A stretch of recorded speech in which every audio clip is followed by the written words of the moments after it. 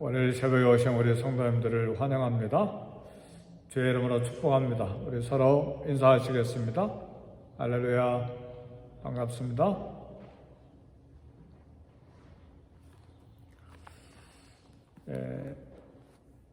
동남아 보면 파키스탄과 방글라데시 중간에 삼각형을 거꾸로 뒤집어 놓은 것처럼 한 인도가 있습니다.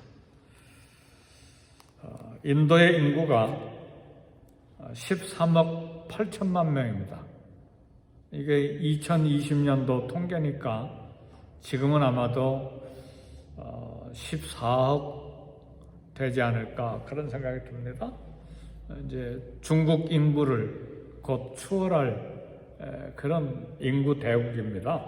그런데 인도의 특징 중에 하나가 뭐냐면 세계 최대의 우상 숭배 나라입니다.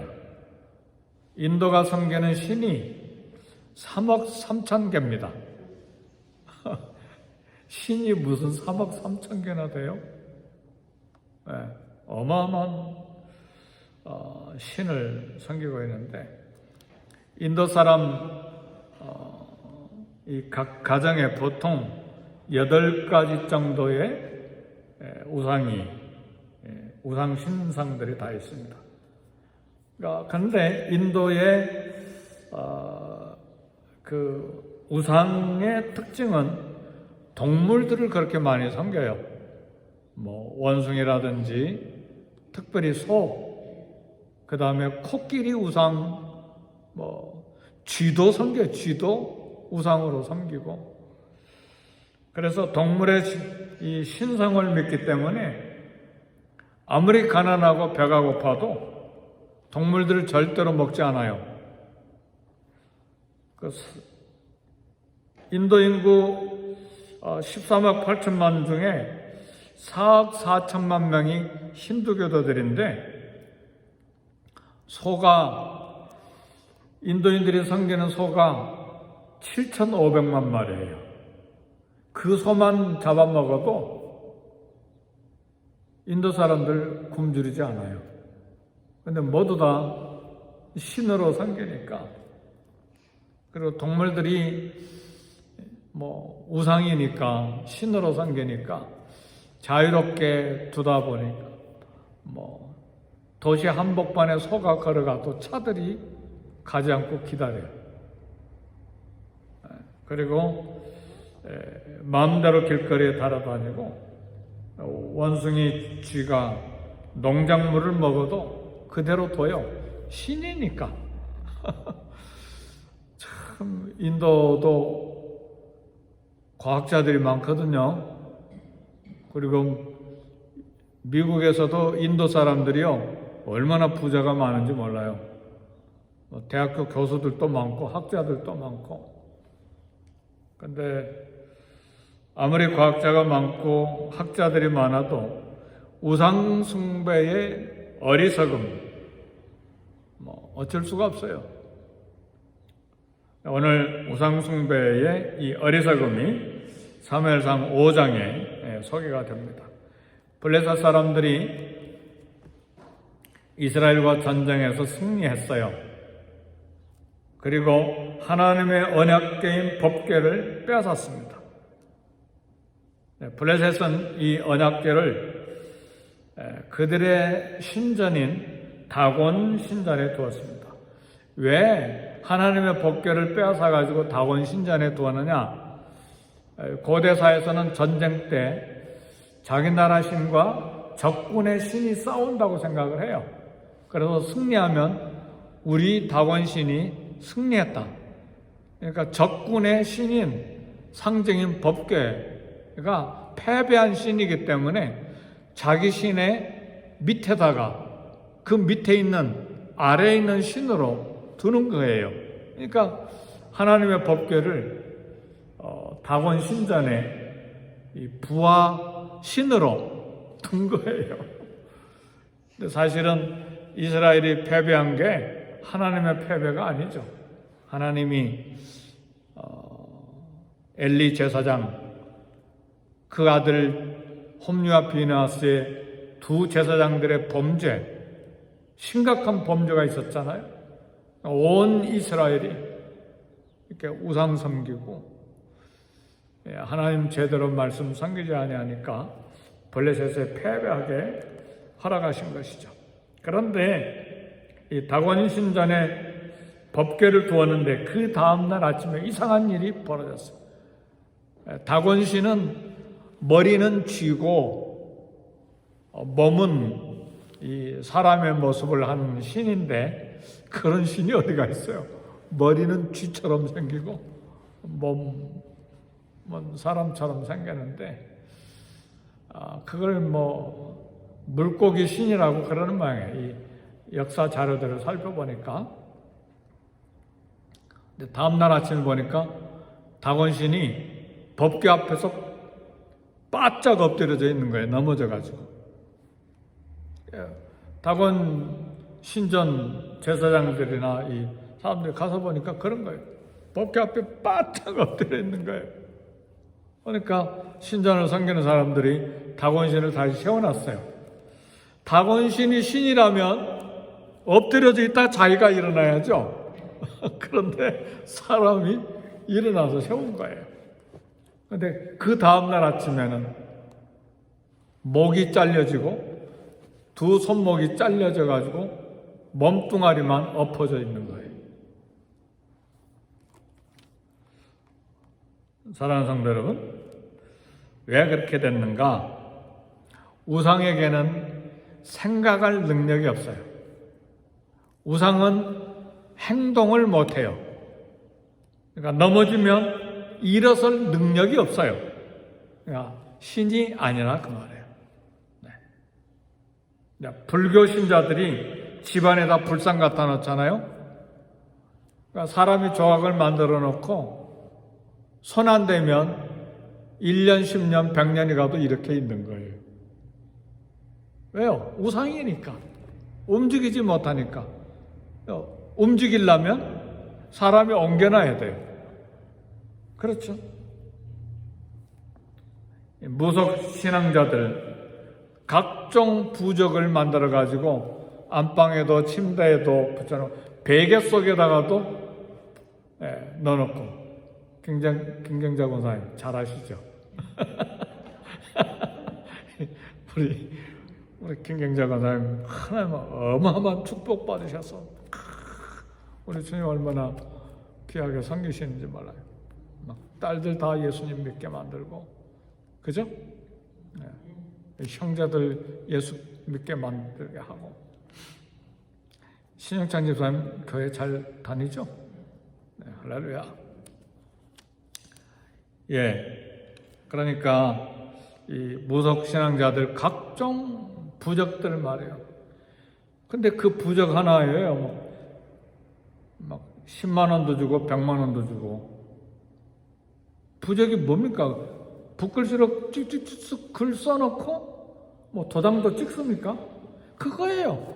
그거 가지고 그게 신이라고 그렇게 섬기니 얼마나 어리석습니까? 근데 때로는 현대 지식인들은 뭘 우상으로 섬기느냐? 과학을, 지식을 우상으로 섬기는 사람들이 또 이 땅에 얼마나 많은지 몰라요. 하나님 말씀 믿지 않고 과학, 지식, 자기 머리를 우상으로 섬기는 경우들이 많아요. 근데 정반대로 신비주의자들은 또 신비한 체험도 우상이 될 수가 있어요. 내가 체험한 게 막 신비한 건데 막 그걸 생명처럼 섬기는 경우도 있어요. 근데 이런 모든 것들은 우리의 영혼을 구원할 능력이 아닙니다.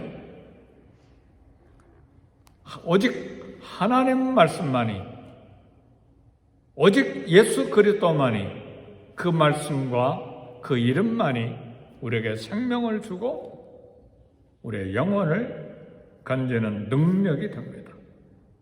그래서 이성적이고 합리적인 과학의 마음이 쏠리고 신비적인 신비주의의 이런 무속 종교 신앙의 마음이 끌릴 때 우리가 생각해야 될 것은 머리와 손목이 끊어진 엎드려진 몸뚱아리만 남아있는 스스로 일어나지 못하는 다곤 신전의 다곤신을 생각해야 돼요. 우상은 그거구나.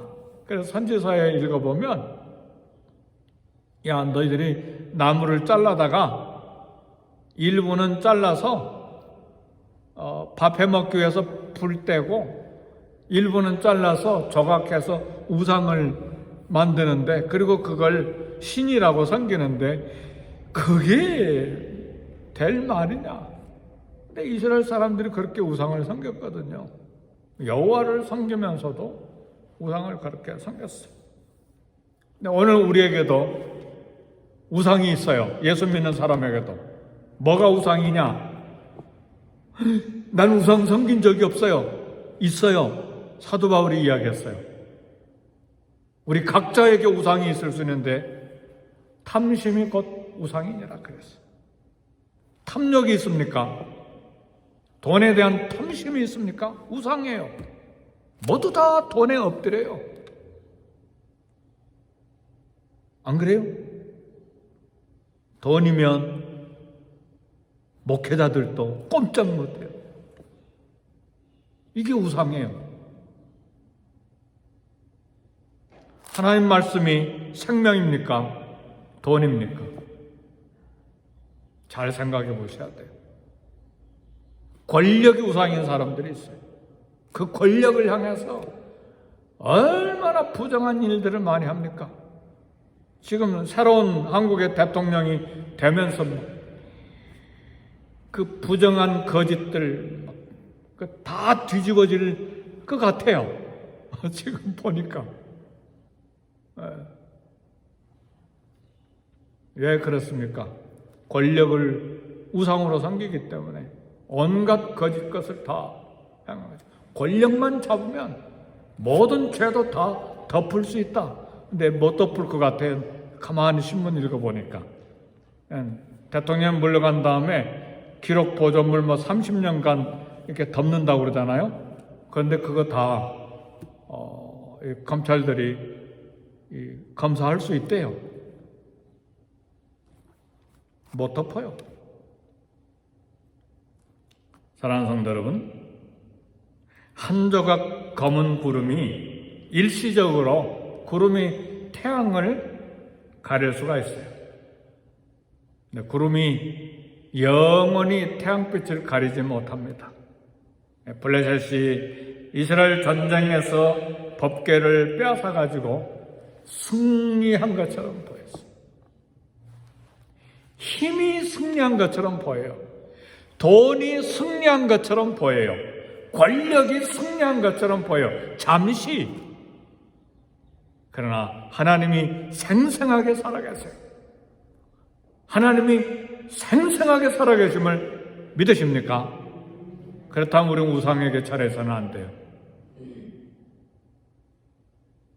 우리 탐심에 굴복해서는 안 돼요.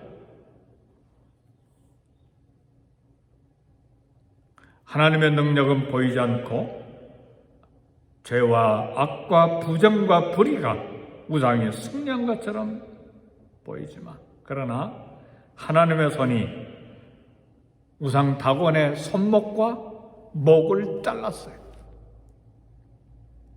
잘 생각해 보세요. 이스라엘은 전쟁에서 패했어요. 많은 사람들이 죽고 하나님의 법궤도 빼앗겼어요. 근데 이스라엘 군대의 도움 없이 하나님 혼자 블레셋 다곤신을 처단한 거예요.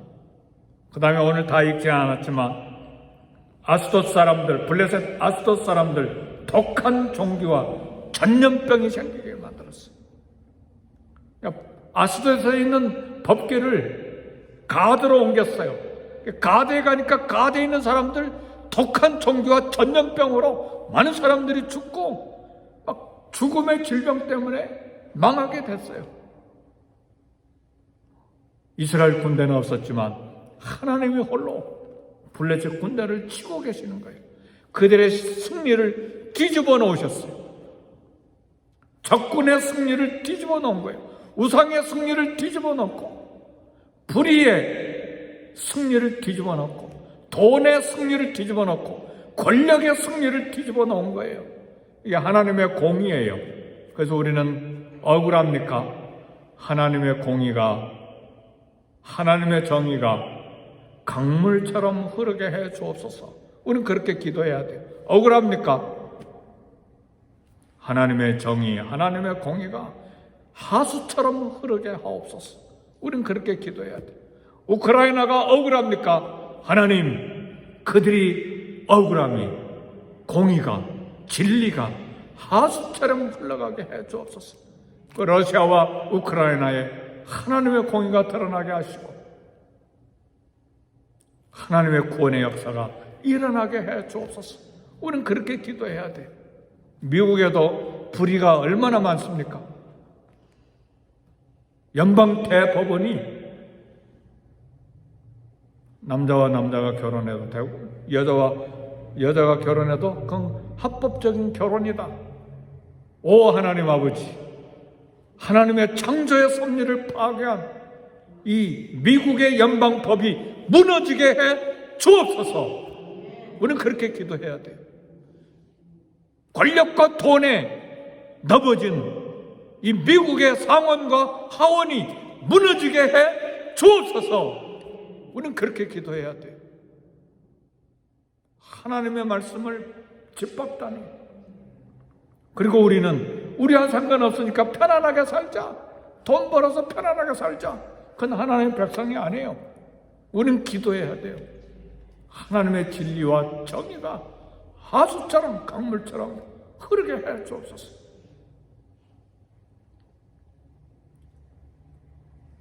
하나님은 블레셋의 승리를 뒤집어 놓으시고 블레셋이 패배하게 했습니다. 그리고 마침내 우리 하나님의 법궤를 본래 있던 이스라엘 나라로 돌려보내자. 블레셋 사람들이 그렇게 결정한 거예요. 내일 설교는 그 내용을 이제 이야기합니다. 말씀을 마칩니다. 사랑하는 성도 여러분, 우리는 종종 진리가 무너지고 거짓과 악이 이기는 것처럼 보여요. 자기 욕망, 자기 욕심을 위해 부정한 방법, 힘으로 자기 뜻을 이뤄보려고 해요. 그런 일이 사회에만 있는 것이 아니라 교회에도 있어요. 교회 안에도. 자기 직분 가지고 또 자기 뜻 맞는 사람 모이게 해서 자기 뜻 잃어보려고 부정하게 사실도 아닌데 만들어서 하는 경우들이 있어요. 우리는 그걸 보는 눈이 있어야 돼요. 그러나 하나님은 생생하게 살아계세요. 불의와 거짓과 악의 승리를 마침내 뒤집어 놓으세요. 그래서 시편 기자는 이렇게 이야기합니다. 악한 꾀를 이루는 자를 인해서 불평하지 말라. 여호와 앞에 잠잠하고 참아 기다리라. 그리고 식물을 선한 것과 진리를 식물로 삼으라. 그리고 또 여호와를 기뻐하라. 오늘 하나님을 의지하고 진리를 세우는 일에 잠잠에 서서 하나님을 기다리며 기도하는 저와 여러분이 되시기를 주의 이름으로 축복합니다. 우리 기도하겠습니다.